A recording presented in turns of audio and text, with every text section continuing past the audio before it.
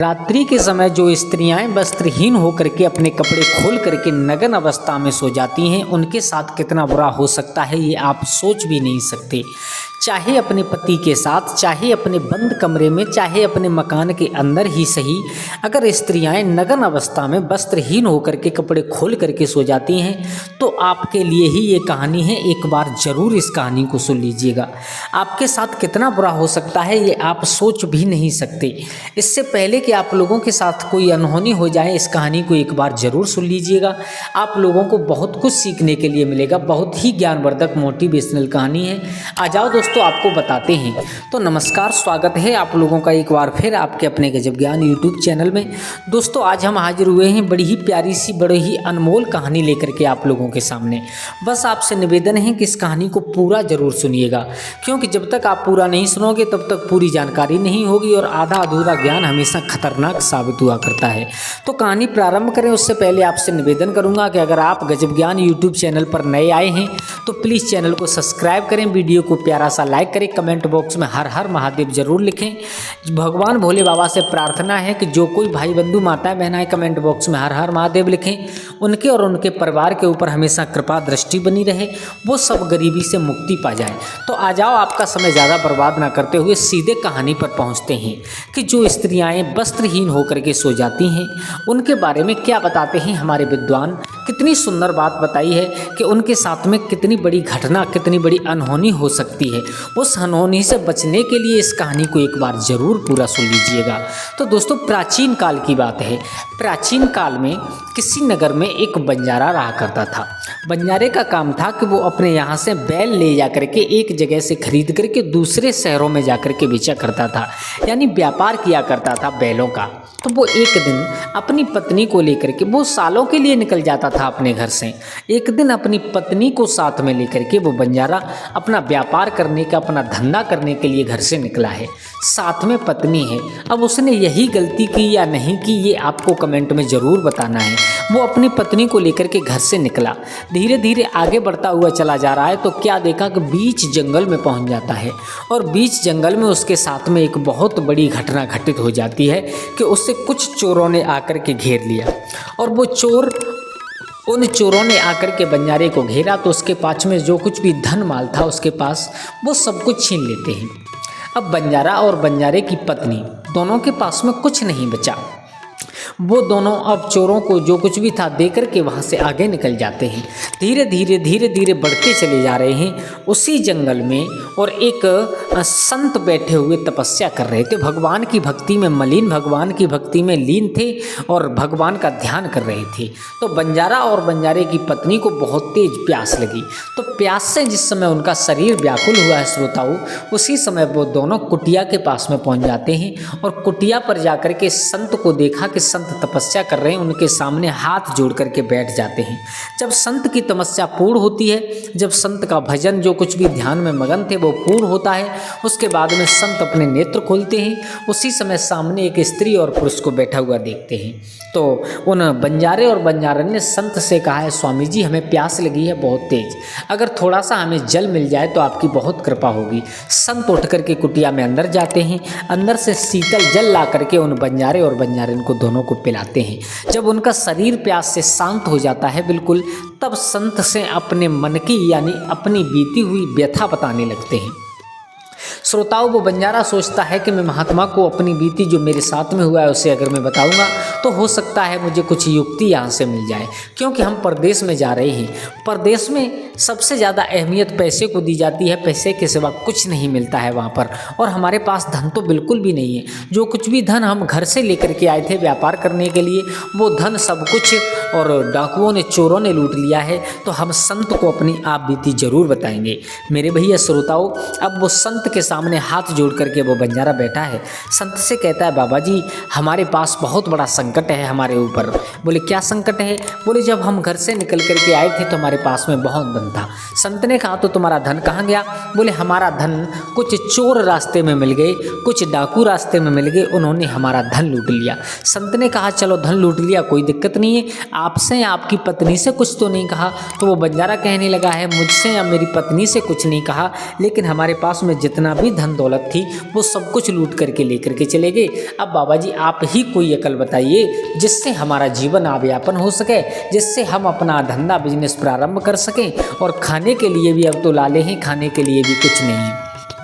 तो संत को थोड़ा सा रहम आया। संत ने पहले तो अपनी कुटिया में अंदर गए, वहाँ से भोजन ला करके दोनों पति पत्नी को भोजन कराया।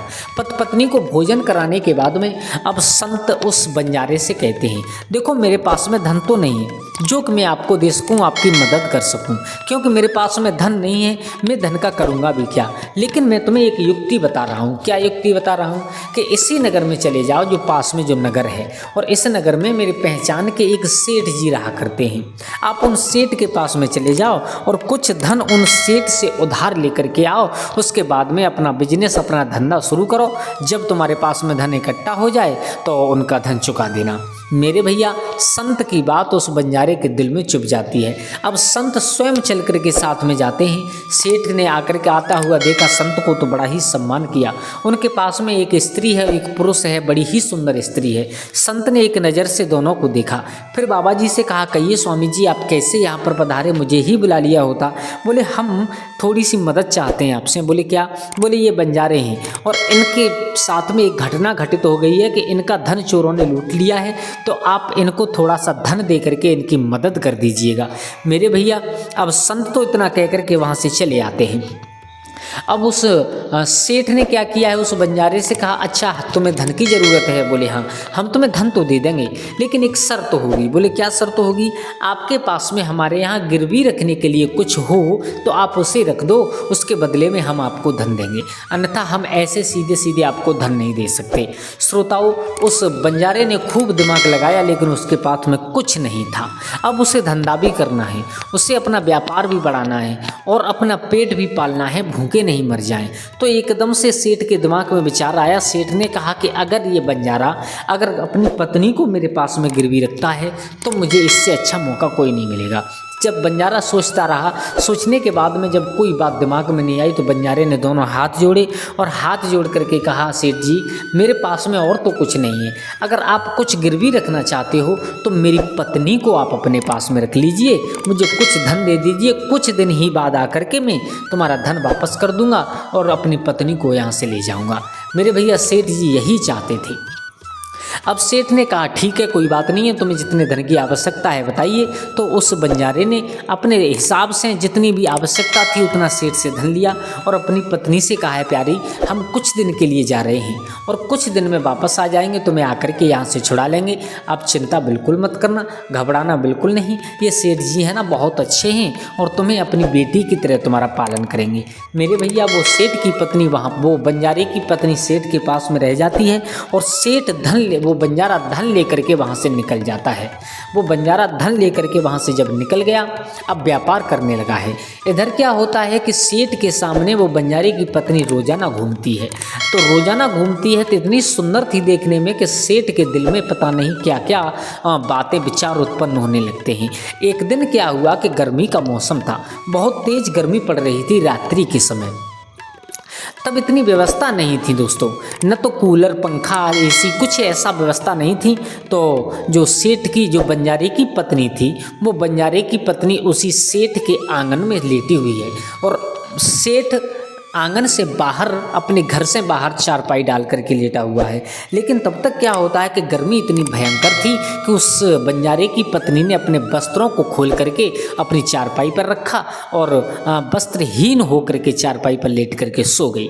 अब तब तक क्या हुआ है कि एकदम से बादल गरजा है, बादल गरजने लगे, बारिश होने की संभावना है। तो सेठ ने विचार किया, अब मैं बाहर अगर रहूँगा तो मैं बारिश में भीग जाऊँगा, तो मैं अपनी चारपाई अंदर ले लेता हूँ। और जैसे ही उससे बंजारे की पत्नी बेचारी जग नहीं पाई, उठ नहीं पाई, उससे पहले ही सेठ अपनी चारपाई लेकर के जब अंदर गया तो क्या देखा कि वस्त्रहीन होकर के बंजारे की पत्नी लेटी हुई है, नग्न अवस्था में बंजारे की पत्नी सो रही है। मेरे भैया सेठ ने जैसे ही देखा, वैसे भी सेठ रोजाना सेठ का पता नहीं गंदे गंदे विचार आते थे उसके दिमाग में उसकी पत्नी को देख करके, लेकिन आज तो उसने नग्न अवस्था में ही देख लिया, आज तो उसने बंजारे की पत्नी के अंग अंग को देख लिया। अब तो उसके दिमाग में कितने गंदे विचार आ रहे होंगे श्रोताओं, ये तो आप अच्छी तरीक़ा से समझ ही सकते हो। जब बंजारे की पत्नी को देख कर के सेठ के दिमाग में बहुत गंदे गंदे विचार आए हैं। एकदम से बंजारे की पत्नी उठी, देखा कि सेठ जी सामने खड़े हैं, तो उठ कर के जल्दी जल्दी में उसने अपने वस्त्र पहने। वस्त्र पहनने के बाद में कमरे में अंदर चली जाती है, लेकिन आज उसे पूरी रात्रि नींद नहीं आई। नींद इसलिए नहीं आई कि आज मुझे ऐसा लगता है कि सेठ ने सब कुछ देख लिया और मैंने इतनी बड़ी भूल की कि मैं वस्त्रहीन होकर के सो गई, जिसके कारण मेरे सेठ ने सब कुछ, मेरा पूरा शरीर देख लिया है, हर एक अंग देख लिया है। अब तो सेठ के सामने जाने में भी उसे शर्म महसूस होती है। उधर सेठ का पारा दिन दिन चढ़ता हुआ जा रहा है। सेठ दिन दिन विचार कर रहा है कि अब इस स्त्री से मिला जाए तो कैसे मिला जाए। उधर धीरे धीरे समय होने वाला है कि वो बंजारा भी धन एकत्रित कर लेता है, उसके बाद में वो बंजारा भी आने वाला होगा। अब इससे पहले कि वो बंजारा यहाँ पर आए, ये पत्नी मुझे मिलनी चाहिए, ये बंजारे की पत्नी मेरी होनी चाहिए। अब मेरे भैया सेठ के दिमाग में पता नहीं क्या चल रहा है। सेठ ने जाकर के एक दिन उस बंजारे की पत्नी से पूछ लिया, क्या रखा है उस बंजारे में जो तुम उसके पीछे पागल हो? उस बंजारे को छोड़ो, तुम मेरे यहाँ पर मेरी सेठानी बन करके रहो, तुम्हें रानी बना करके रखूँगा। सेठ की पत्नी, बंजारे की पत्नी कहने लगी है, सेठ जी माफ़ करना मुझे, मैं ऐसा कुछ नहीं कर सकती और मेरे पति कुछ ही दिन में पैसे का, धन का इंतजाम करके लौट रहे होंगे, मुझे अपने पति के साथ में जाना है। तब तक क्या हुआ है कि 2 दिन बाद ही वो बंजारा अपना धन लेकर के वहाँ पर पहुँच जाता है और जैसे ही वो धन लेकर के सेठ जी के पास में पहुंचा, अब सेठ जी ने बंजारे को देखा, बिल्कुल उनकी बुद्धि काम करना बंद कर गई। सेठ ने विचार किया कि अब ये धन लेकर के आया है और धन मुझे दे देगा, अपनी पत्नी को यहाँ से वापस ले जाएगा, लेकिन मुझे कुछ ऐसा करना चाहिए जिससे कि इसकी पत्नी वापस ना जा सके। तो बंजारे ने आकर के कहा, सेठ जी आपका बहुत बहुत मेरे ऊपर एहसान है, जो इतने दिन से आपने मेरी पत्नी को रखा और मैं व्यापार करके वापस आ गया हूँ। आप अपना हिसाब कीजिएगा, जितना भी आपका धन है, चाहे आप ब्याज लगाइए चाहे सूद कुछ भी लगाइएगा, आप अपना धन हिसाब करके अपना धन ले लीजिए, मेरी पत्नी को मुझे दे दीजिए। तो आज सेठ जी मगरमच्छ के आंसू बहाने लगे हैं, रोने लगे हैं और रोकर के एकदम बंजारे से बोले हैं, भैया इतनी बड़ी भूल हो गई। बोले क्या भूल हो गई? बोले भूल तो हालांकि कुछ ज़्यादा नहीं है, लेकिन परमात्मा के कहर से कोई बच नहीं सकता है। बोले क्यों, क्या हुआ? बोले अभी कुछ दिन पहले ही तुम्हारी पत्नी अचानक काफ़ी बीमार हो जाती है। जब गंभीर हालत में बीमार हो गई, मैंने हालांकि उसका बहुत इलाज कराया, अच्छे से अच्छे वैद्य के पास में उसका इलाज कराया, लेकिन फिर भी वो सही नहीं हुई। आज से ठीक 3 दिन पहले तुम्हारी पत्नी का देहांत हो गया, तुम्हारी पत्नी मर चुकी है। अब एक बार के लिए बंजारे को झटका लगा, लेकिन सेठ ने कहा, भैया आप रो मत। उस बंजारे से जब बंजारा रोने लगा तो सेठ ने कहा, आप रो मत, अब तुम्हारी पत्नी मर गई तो हम तुमसे धन नहीं लेंगे, आप अपना धन लेकर के वापस चले जाइए, आपकी पत्नी तो मर चुकी है। और अगर आपको विश्वास ना हो तो मैंने जिस हकीम से, जिस वैद्य से उसका इलाज कराया, आप उसके पास में जाकर के पूछ लीजिएगा। मेरे भैया सेठ ने उस वैद्य को कुछ धन पहले ही दे दिया था कि आपको ये बात कहनी है कि हाँ मैंने इलाज किया था एक स्त्री का और वो स्त्री इलाज के दौरान मर चुकी है। अब धन का लालची उस वैद्य ने ऐसा ही मन बना लिया कि अगर कोई गवाही के लिए आएगा, पूछने के लिए आएगा तो मैं यही बताऊँगा। श्रोताओं, अब कहानी आगे बढ़ती है। अब वो बंजारा कहने लगा है सेठ जी से, सेठ जी माफ़ करना, जो कुछ भी हुआ वो होना था, क्योंकि विधि के विधान को कोई टाल नहीं सकता है और जिसका समय पूर्ण हो जाता है वो संसार को छोड़ करके चला जाता है। मेरी पत्नी चली गई, आपने इलाज कराया, आपकी कोई गलती नहीं है। अगर आप मुझसे धन नहीं लोगे तो मैं जीवन भर आपके कर्ज के नीचे दबा रहूँगा। सेठ कहने लगे, मैं तुमसे धन नहीं ले सकता, धन इसलिए नहीं लूँगा कि अगर मुझे वापस करने के लिए तुम्हारी पत्नी अगर मेरे पास में होती तो मैं तुमसे सूद समेत तो अपना धन वापस कर लेता, लेकिन जब तुम्हारे जिस चीज़ को तुमने मेरे यहाँ पर गिरवी रखा था, जब वो ही नहीं रही तो अब मैं धन का क्या करूँगा। लेकिन बंजारे ने बहुत कोशिश की, लेकिन सेठ ने धन नहीं दिया। अब वो बंजारा उस धन को लेकर के चला है वहाँ से, तो उसे एकदम विचार आया कि मैं अपने उस महात्मा से, जिस महात्मा ने मुझे यहाँ से धन दिलवाया था, मैं उस महात्मा से ही क्यों ना मिलूँ जा करके। चलो चलते हुए जा रहे हैं तो उनके दर्शन करते ही चलते हैं। मेरे भैया अब वो बंजारा बेचारा और महात्मा के पास में पहुंचा। महात्मा बड़े ही बुद्धिमान थे, महात्मा ही बड़े भी तीव्र बुद्धि वाले थे। महात्मा ने देखा बंजारे से, बोले तुम आ गए? बोले हाँ। सेठ का धन वापस कर दिया? बोले नहीं। क्यों? बोले वो वापस नहीं ले रहे हैं। बोले क्यों? अच्छा ये बताओ, तुम 2 लोग थे, तुम्हारी पत्नी कहाँ है? तो बंजारे ने सारा वृत्तांत तो बताया। बोले महात्मा जी वो तो मर चुकी है। महात्मा जी एक झटके में समझ गए कि ऐसा नहीं हो सकता है, क्योंकि इस नगर में अगर कोई ख़त्म होता, अगर कोई मरता तो मुझे यहाँ पर खबर जरूर आती, मुझे यहाँ मालूम जरूर पड़ जाती। सेठ जी, वो महात्मा जी बहुत होशियार थे, बहुत ही तीव्र बुद्धि में थे। महात्मा जी ने एकदम से कहा है बंजारे से, भैया आप एक काम करो। क्या? बोले इस नगर के जो राजा हैं बड़े ही दयालु और बड़े ही न्यायप्रिय राजा हैं। आपकी पत्नी मरी नहीं है, आपकी पत्नी जिंदा है, मुझे ये ऐसा पूरा भरोसा है। आप सेठ के ही दिमाग में कुछ लालच चल रहा है। आप एक काम करो, आप जा कर के उस राजा से, इस नगर के जो राजा हैं उन राजा से अपना न्याय करवा लीजिएगा। मेरे भैया बंजारा उन महात्मा के कहने के अनुसार उस नगर के राजा के पास में पहुंच जाता है। जब राजा के पास में पहुंचा, राजा को सारा हाल बताया। राजा ने तुरंत अपने सिपाहियों के भेज करके उस सेठ को बुला लिया। सेठ से पूछा है राजा ने, क्यों भाई सेठ जी, एक बात बताइएगा कि आपके पास में इस बंजारे ने अपनी पत्नी को गिरवी रखा था? बोले हाँ रखा था। इस बात को आप मानते हो? बोले हाँ मानते हैं। तो फिर जब ये धन वापस कर रहा है तो इसकी पत्नी को इसे वापस करो ना, इसकी पत्नी इसे लौटा दो। उस सेठ जी ने वही बात बता दी। बोले महाराज क्या करें, लौटा तो हम देते, लेकिन इसकी पत्नी का कुछ दिन पहले देहांत हो गया। और अगर आपको विश्वास ना हो तो आप सेठ जी से जाकर, वैद्य जी से जाकर के पूछ लीजिए। अगर उनका भी विश्वास ना हो तो 2-4 लोग और मेरे मोहल्ले में हैं जिन्होंने अंतिम संस्कार किया है, दाह संस्कार किया है, आप उनसे पूछ लीजिए।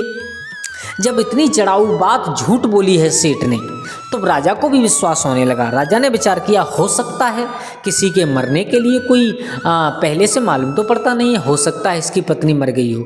बंजारे से कहा, भैया माफ़ करना, अगर तुम्हारी पत्नी सेठ के पास में होती तो हम उसे ज़रूर वापस कराते, लेकिन क्या करें, मजबूरी ऐसी है। जो सेठ जी कह रहे हैं वो बात बिल्कुल हकीकत है, वो बात बिल्कुल सच है, तुम्हारी पत्नी ही मर चुकी है। अब विश्वास हो जाता है। श्रोताओं, वो बंजारा वापस महात्मा के पास में फिर पहुंच जाता है। अब महात्मा ने फिर विचार किया, जब बंजारे ने सारा हाल बताया, बोले ये हुआ राय दरबार में, तो महात्मा ने विचार किया और बंजारे से कहा, मैं तो ये समझता था कि राजा बहुत ही न्यायप्रिय राजा है, लेकिन राजा इतना बुद्धिमान होकर के इतनी बेवकूफ़ की बातें कैसे कर लिया, उसने सेठ की बातों पर विश्वास कैसे कर लिया। अच्छा एक काम करो, क्या अब हम तुम्हारे साथ चलते हैं। तो आज वो महात्मा उनको लेकर के, यानी बंजारे को लेकर के राजा के पास में पहुंचा। राजा ने एक संत को अपने दरबार में आता हुआ देखा, उठ कर के बड़ा ही सम्मान किया। और फिर राजा को मालूम पड़ गया कि हमारे नगर से बाहर जो कुटिया बना करके संत रहते हैं ये वही हैं। उठ कर के सम्मान किया, बिठाया। बिठाने के बाद तब पूछा है, कहिए भगवान आप यहाँ तक कैसे आए? अगर आप किसी को भेज देते, अगर आज्ञा देते तो हम ही आपके पास में आ जाते। वो संत कहने लगे हैं, राजन आपने वो कदम उठाया है जो आपके राज्य के विनाश की तरफ ले जा रहा है। बोले क्यों? बोले आपने एक निर्दोष की बीवी को और उसे दिलवा नहीं पाई। बोले क्यों महाराज क्या हुआ? बोले ये बंजारा है, इसने अपनी पत्नी को गिरवी रखा था और वो सेठ बेईमानी कर रहा है, इसकी पत्नी को वापस नहीं दे रहा है, जबकि ये धन उसे वापस दे रहा है। फिर भी राजा ने कहा, महाराज माफ करना, इसकी पत्नी जिंदा नहीं है। राजा से संत कहने लगे, ऐसे कैसे जिंदा नहीं है, आपको कैसे भरोसा हो गया? बोले उसने कहा था। बोले जब एक ने कहा तुमने विश्वास कर लिया, तुमने जांच करने की कोशिश नहीं की। अगर तुम्हारी जगह मैं होता ना तो ऐसा न्याय करता कि ये संसार वाले याद रखते। महात्मा के पैर पकड़ करके राजा ने उठा करके और महात्मा को गद्दी पर बिठा दिया। बोले आज के शाम तक के लिए आप राजा हो, आप जैसा न्याय करेंगे हम सब बैठ करके उसे देखेंगे। अब महात्मा को जब राजा बनाया, अब महात्मा ने विचार किया मैं न्याय करूं, तो एकदम तुरंत सिपाहियों को आदेश दिया, सिपाहियों जाओ उस सेठ को पकड़ करके लेकर के आओ। अब सेठ दोबारा आए, सेठ से महात्मा ने वही बात पूछी तो सेठ का वही एक उत्तर था। सेठ ने साफ साफ कह दिया कि इसकी पत्नी बीमार थी, मैंने उस वैद्य से इलाज कराया। अगर आपको विश्वास ना हो हुजूर तो आप वैद्य से पूछ लीजिएगा। मेरे भैया उसी समय वैद्य को बुलाया जाता है। अब वैद्य आकर के सामने खड़ा है, तो वैद्य को तो सेठ ने पहले ही पैसे दे दिए थे कि आपको ज़रूरत पड़े तो झूठी गवाही देनी पड़ेगी, और वैद्य भी वही करने के लिए तैयार हो गया। महात्मा ने प्रश्न पूछा, क्यों वैद्य जी आपने बंजारे की पत्नी का इलाज किया था? वैद्य जी कहने लगे, हाँ बिल्कुल किया था। बोले फिर क्या हुआ? बोले फिर मैंने ये सुना है कि वो मर गई। अच्छा तो एक बात बताइएगा, चलो आप कह रहे हो वो आपकी बात बिल्कुल सही है, क्या आपने बंजारे की पत्नी को अपनी आंखों से देखा था? बोले हाँ देखा था। तो बोले ये बताइए कि उसके माथे पर क्या निशानी थी, क्या चिन्ह था? अब उस बंजारे ने, अगर उसकी और बंजारे की पत्नी को वैद्य ने देखा हो तो महात्मा वो बताए। अब एकदम से वैद्य घबरा जाते हैं। उसी समय संत कहने लगे, या तो आप मेरे प्रश्न का उत्तर दीजिए, अन्यथा मैं आपको अभी भी कारागृह में डलवा देता हूँ, अभी भी जेल खाने में डलवा देता हूँ, आपकी गवाही झूठी साबित होती है। उसी समय पैर पकड़ करके बैठ जाता है महात्मा के, जो राजा बने महात्मा बैठे थे उनके वैद्य, और कहने लगा, महाराज माफ़ करना मुझे, इस सेठ ने मुझे 1000 मुद्राएं दी थी और ये कहा था कि आपको अगर गवाही देनी हो तो झूठी गवाही आपको देनी पड़ेगी, इसलिए मुझे झूठ बोलना पड़ा। एकदम से वो सेठ कहने लगे, चलो ठीक है, आप इनकी गवाही नहीं मान रहे हो तो जिन लोगों ने अंतिम संस्कार किया था आप लोग उनसे तो पूछ सकते हो ना। अब उन 4 लोगों को बुलाया था जो उसी मोहल्ला के थे। एकदम से महात्मा ने पूछा, कहो तुमने बंजारे की पत्नी का अंतिम संस्कार किया था? चारों एकदम कहने लगे, उनको भी सेठ ने खरीद रखा था। चारों एकदम कहने लगे, हाँ हमने उसका अंतिम संस्कार किया था। अच्छा, एकदम महात्मा ने प्रश्न पूछा, जब अंतिम संस्कार के लिए ले जाया जाता है तो उस यानी सबको सबसे पहले स्नान कराया जाता है, स्नान कराने के बाद में उसे वस्त्र पहनाए जाते हैं। बोले हाँ पहनाए जाते हैं। आपने पहनाए? बोले हाँ पहनाए। तो एक बात बताइएगा कि जिस शव का आपने अंतिम संस्कार किया, क्या उसकी जंघा पर कोई निशान था? अब एकदम से चारों जो झूठे आरोपी थे चारों घबरा गए। अच्छा, महात्मा ने पूछा, ये बताओ तुमने अपनी आंखों से देखा क्या? एकदम चारों घबरा गए। महात्मा बोले, इन चारों को पकड़ो, जेल खाने में डलवाओ, इनमें 100 कोड़ों की मार दो, तब ये सच बताएंगे। इतने में ही चारों पैरों में गिर पड़े। उस सेठ का भंडा फोड़ हो जाता है। उसी समय महात्मा समझ गए, बोले ये सेठ झूठा है। तो महात्मा ने सेठ से कहा, सेठ इससे पहले कि मैं तुम्हें फांसी की सज़ा सुना दूँ, क्योंकि आज शाम तक के लिए मैं राजा हूँ, उससे पहले मैं सज़ा सुनाऊँ, आप बंजारे की पत्नी को तुरंत वापस यहाँ पर मंगाइए। अब जैसे ही बंजारे की पत्नी को सेठ ने अपने घर से मंगाया, बंजारे की पत्नी बंजारे के गले से लग करके रोने लगी। महाराज के सामने पूरा हाल बताया। बोले, महाराज एक दिन मैं नग्न होकर के सो रही थी, उसी समय इस बंजारे ने, इस सेठ ने और मेरे शरीर को देख लिया, उसी दिन से ये मेरे पीछे पड़ा है, इसने मुझे एक कमरे में बंद करके रखा था। मेरे भैया उस महात्मा ने उस सेठ को 12 साल के लिए उस कारागृह में डलवा दिया है। उन चारों चोरों को जो झूठी गवाही देने आए थे 100 कोड़े मारने का आदेश दिया, और उस झूठी गवाही देने वाले वैद्य को भी 100 कोड़े मारने का आदेश किया है। तो दोस्तों, जो स्त्रियां नग्न होकर के, कब चाहे बंद कमरा ही क्यों ना हो, अगर नग्न होकर के सो जाती हैं तो उनके साथ में बहुत बुरा हो सकता है, क्योंकि रात्रि के समय हमारे तुम्हारे आसपास न जाने कैसी कैसी सकारात्मक नकारात्मक ऊर्जाओं का संचालन होता है। न मालूम किसकी कौन सी गंदी दृष्टि हमारे ऊपर पड़ जाए और हम संकट में पड़ जाएं। इसलिए माताओं से निवेदन है, बहनाओं से निवेदन है सभी से कि कभी भी पूरी तरह से निर्वस्त्र होकर के कभी भी माताओं बहनाओं को नहीं सोना चाहिए। और दोस्तों, कैसी लगी आप लोगों को हमारी ये कहानी? अगर अच्छी लगी हो तो प्लीज़ हमारे चैनल को सब्सक्राइब करें, हर हर महादेव कमेंट बॉक्स में लिखें, वीडियो को शेयर करें, और अगर लाइक नहीं किया है तो एक प्यारा सा लाइक ज़रूर कर दें। आज के लिए बस इतना ही, कल फिर मिलते हैं किसी एक नई कहानी, एक नई चर्चा के साथ। तब तक के लिए सभी लोग आनंदित रहें, खुश रहें। जय श्री राधे, जय श्री श्याम।